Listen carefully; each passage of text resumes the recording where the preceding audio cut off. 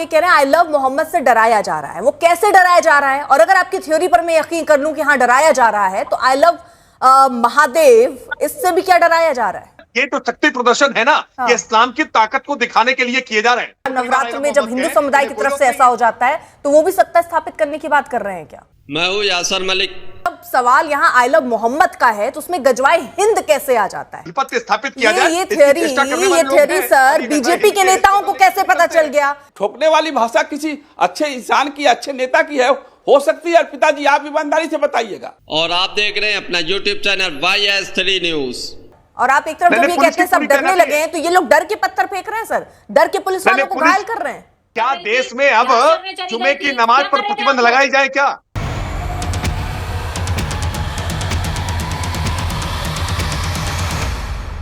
I love Mohammad पर हो रही डिबेट में नई एंकर अर्पिता आर्या ने मचाया धमाल। बीजेपी के प्रवक्ता की सारी बोलती बंद कर दी। जब अर्पिता आर्या ने आई लव मोहम्मद के मुद्दे पर जब सवाल बीजेपी के प्रवक्ता से पूछे तो बीजेपी के प्रवक्ता कैसे हकलाने लगते हैं और जवाब से बचने लगते हैं। लेकिन ईमानदार एंकर जब बीजेपी के प्रवक्ताओं के सामने आता है कोई, तो फिर बीजेपी के प्रवक्ताओं की सारी हेगड़ी निकल जाती है। आप लोग ये पूरी डिबेट देखकर जाइए, बहुत शानदार डिबेट इस मुद्दे पर, यानी आई लव मोहम्मद का जो मुद्दा छिड़ा हुआ है पूरे भारत में, इस मुद्दे पर डिबेट की है अर्पिता आर्या ने और एक एक चुनिंदा सवाल पूछा है बीजेपी के प्रवक्ता से और बीजेपी के प्रवक्ता को सवाल से भागने भी नहीं दिया है। तो आप लोग जब ये डिबेट देखेंगे तो आपको पता चलेगा। आप अर्पिता आर्या की इस डिबेट में तारीफ किए बिना नहीं जाएंगे। आज हमारे देश को ऐसे ही एंकरों की जरूरत है। आप लोग ये पूरी डिबेट देखिए।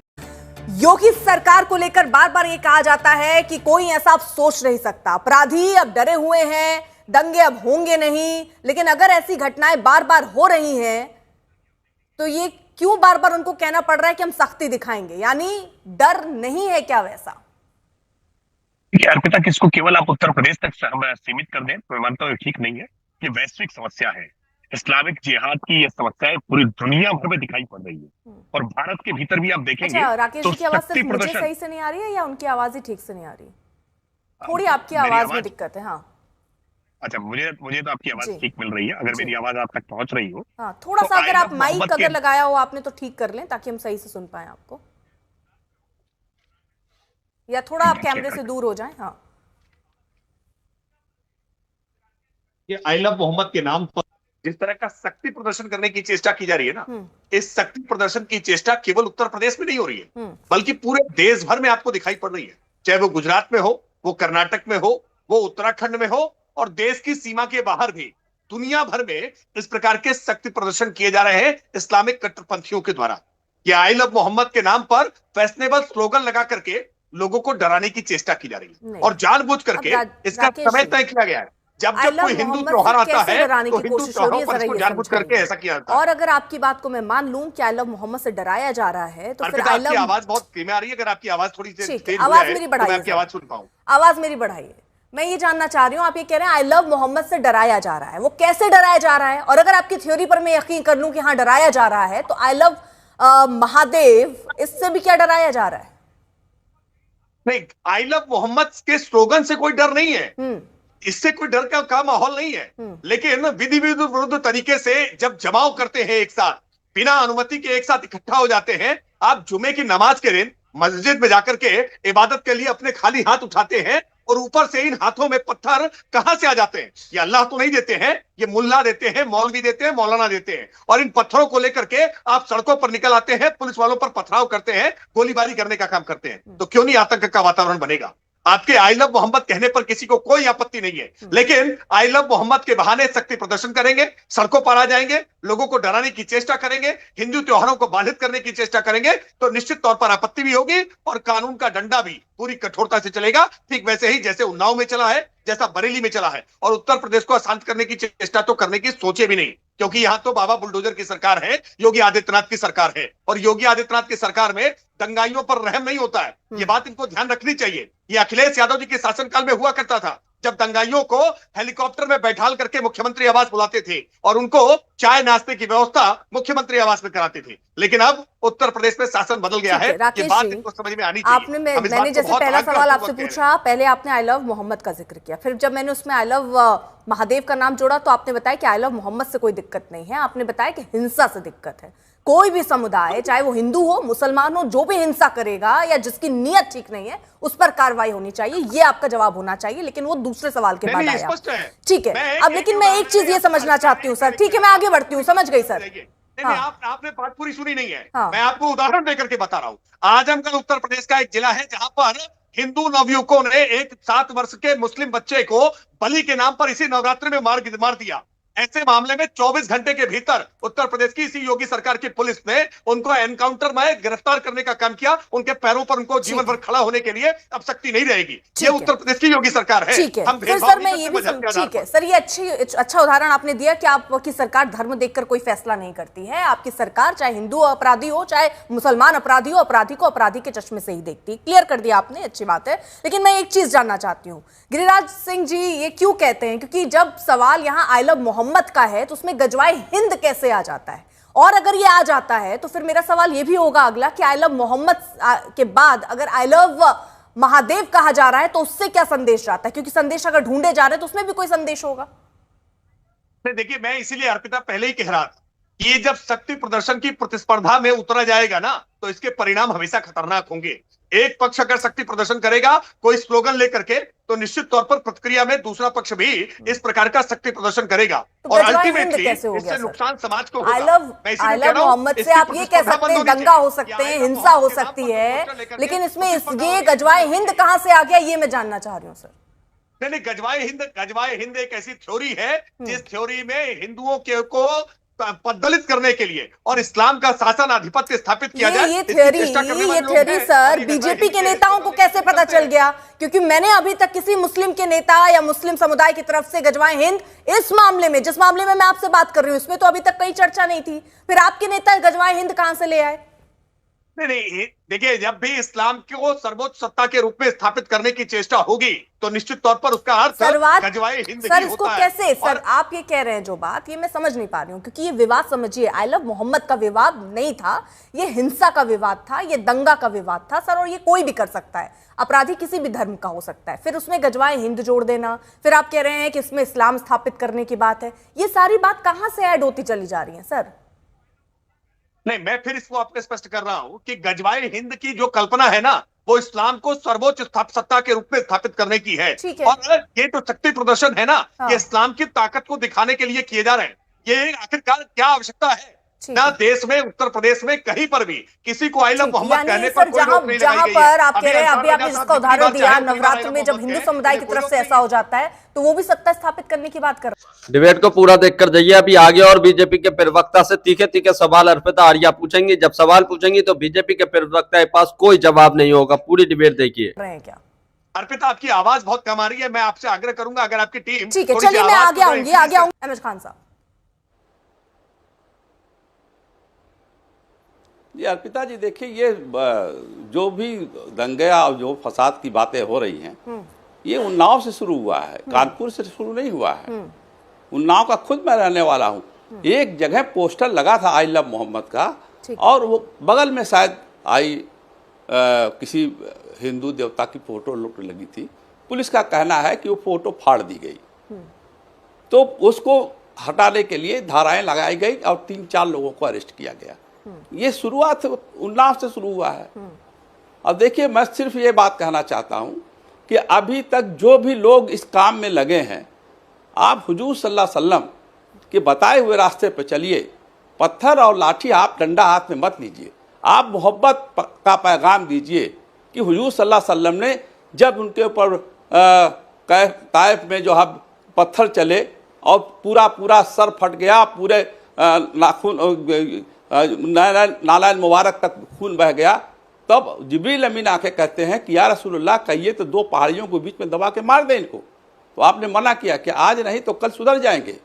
तो मैं तो अपील करूंगा सारे मुसलमानों से कि आप हुजूर सल्लल्लाहु अलैहि वसल्लम के बताए हुए रास्ते पे चलिए और ये जो पत्थरबाजी की या और चीज़ों की घटनाएं घट रही हैं इसमें शामिल ना होइए, बिल्कुल ना होइए। लेकिन ये भी ठीक नहीं है कि मिट्टी में मिला दूंगा, ठोक दूंगा। ये कोई संविधान पे शपथ लेकर के कह सकता है क्या? क्या कोर्ट बंद हो गई? क्या हाई कोर्ट बंद हो गए? क्या सुप्रीम कोर्ट बंद हो गए? आप ठोकने की बात करते हो। ठोकने वाली भाषा क्या है? ठोकने वाली भाषा किसी अच्छे इंसान की, अच्छे नेता की है, हो सकती है? पिताजी आप ईमानदारी से बताइएगा, मिट्टी में मिला दूंगा। कौन सी भाषा हो सकती है? कौन सी संवैधानिक भाषा हो सकती है? नहीं हो सकती है।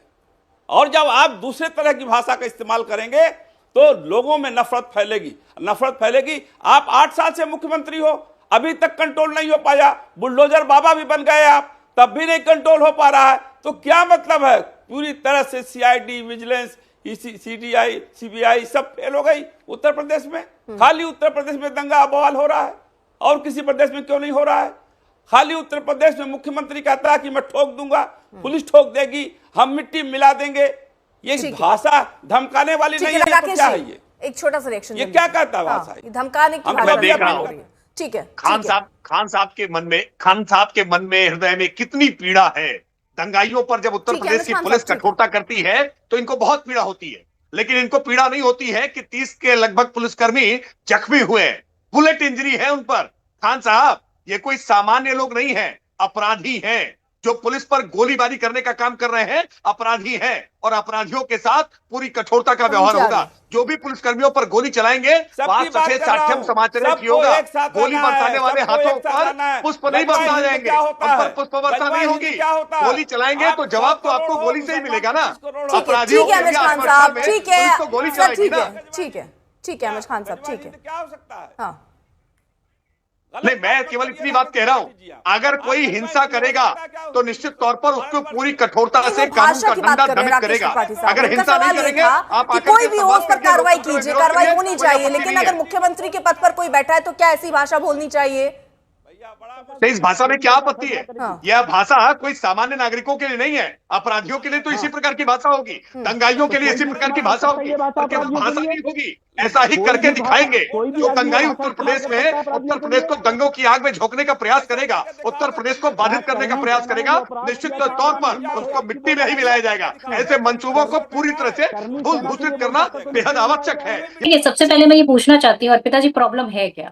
प्रॉब्लम ये है कि वो जो प्यार करते हैं अपने जो है आराध्य को, या फिर प्रॉब्लम ये है कि जो लोग प्यार के नाम पर लोगों को भड़का रहे हैं या दंगा फैला रहे हैं? हकीकत ये है कि जो मैनिपुलेटर हैं, जो दंगा भड़काना चाहते थे, उनको पूरी तरीके से आजादी दी गई। सरकार जिम्मेदार यहाँ पर इसलिए है क्योंकि जब ये कॉल दी गई तो फिर उनको हाउस अरेस्ट क्यों नहीं किया गया? सबसे बड़ी बात ये, अगर हम कभी कोई रैली करना चाहते हैं और अगर हमें सरकार परमिशन नहीं देती है तो वो रैली हम नहीं कर सकते, हमें हाउस अरेस्ट किया जाता है और हम वहां पर उस जगह पर भीड़ इकट्ठा नहीं कर सकते। आखिर सरकार कैसे कैसे वहां अलाउ करती है कि वहां भीड़ इकट्ठा हो जाती? वहां पुलिस प्रशासन मौजूद था, उसके बाद भी पत्थर आ गए, बम आ गए, लाठियां आ गई, सब कुछ आ गया। तो मैं ये जानना चाहती हूँ कि सरकार सो रही थी, प्रशासन सो रहा था, या ये कोई मिली भगत करके जो है पूरा प्रोपेगेंडा रचा गया था, टूल किट बनाई गई थी जिसके तहत वहां पर दंगा फसाद की जो है शुरुआत हो सके और फिर ये पूरा प्रोपेगेंडा बनाया गया। मैं पूरी तरीके से मानती हूँ अभी भी जो मेन व्यक्ति है जिसका नाम नदीम है, वो अभी भी इनकी पकड़ से बाहर है। क्यों बाहर है? अरे भाई, आपसे कुछ समझ ही नहीं रहा, आपके पुलिस वाले खड़े होके मार खा रहे हैं, आप उस व्यक्ति को नहीं पकड़ पा रहे जो कॉल कर रहा है। तो वाकई में फेलियर किसकी है? उत्तर प्रदेश सरकार की फेलियर है। भाई, बातें कर देने से थोड़ी ना मंच पे खड़े होकर बड़े बड़े लंबे लंबे भाषण दे दीजिए। अरे भाई, आपसे तो एक ताड़ भी नहीं संभलता। उत्तर प्रदेश की गलियों में आप निकल जाइए, ताड़ आपको पटक देगा, कोई देखने वाला नहीं है। तो ये हालत है उत्तर प्रदेश की। भाई, यहाँ चीता भी निकल आता है, यहाँ पर आप दंगे फसाद देखिए। इंस्पेक्टर सुबोध कुमार की हत्या किसने की? भारतीय जनता पार्टी के कार्यकर्ताओं ने की। सिर्फ उनका कसूर क्या था? वो दंगे से लोगों को बचाना चाहते थे। पर ये लोग ये सवाल पूछ रही है ना सर, किसमें ये नहीं कहा जा सकता ना कि हम दंगा करने वालों को छोड़ेंगे नहीं। इतने जो ये अभी जितनी चीजें हाल फिलहाल हुई हैं, फिर इसके लिए जिम्मेदार तो आपकी सरकार को माना जाएगा ना। देखिए, नागवार गुजर रहा है, मैं जानता हूं अर्पिता जी, इन सबको नागवार गुजर रहा है कि आखिरकार उत्तर प्रदेश में दंगे क्यों नहीं हो पा रहे। यही उत्तर प्रदेश है जहां इतने बड़े बड़े दंगे सपा के शासनकाल में, कांग्रेस के शासनकाल में होते रहे।